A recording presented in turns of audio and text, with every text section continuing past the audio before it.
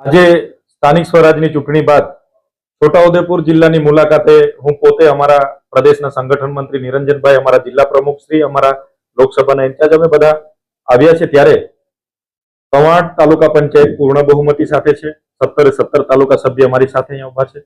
કદવાલના જીતેલા 8 સભ્ય અને છોટાઉદેપુરના જીતેલા 13 સભ્ય અહીંયા હાજર છે.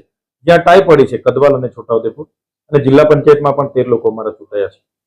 ત્યારે છોટાઉદેપુરની મુલાકાત માટે આવવાનું કારણ એટલું હતું કે જીતેલા સભ્યને મુલાકાત કરી આવનારી તાલુકા, જિલ્લા અને જે પણ ઉપપ્રમુખ, પ્રમુખની વરણી છે એમાં આપણે કયો સ્ટેન્ડ લેવાનું, કોને ભરવાનું છે, વિપક્ષમાં કોણ હશે, તાલુકા પ્રમુખ અને ઉપપ્રમુખમાં કોણ હશે, એની સહમતિ લેવા માટે આજે અમે આવ્યા છે. અને કવાંટ, કદવાલ અને છોટાઉદેપુરમાં એની સહમતિ બની ગઈ છે.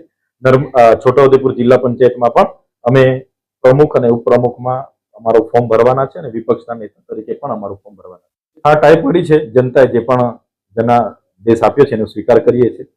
અમે ભાજપ જેવા નથી કે કોઈના ઘરે જઈને તમને 50 લાખ આપીશું, અમારી સાથે જોડાઈ જાઓ, એવું અમારું કામ નથી.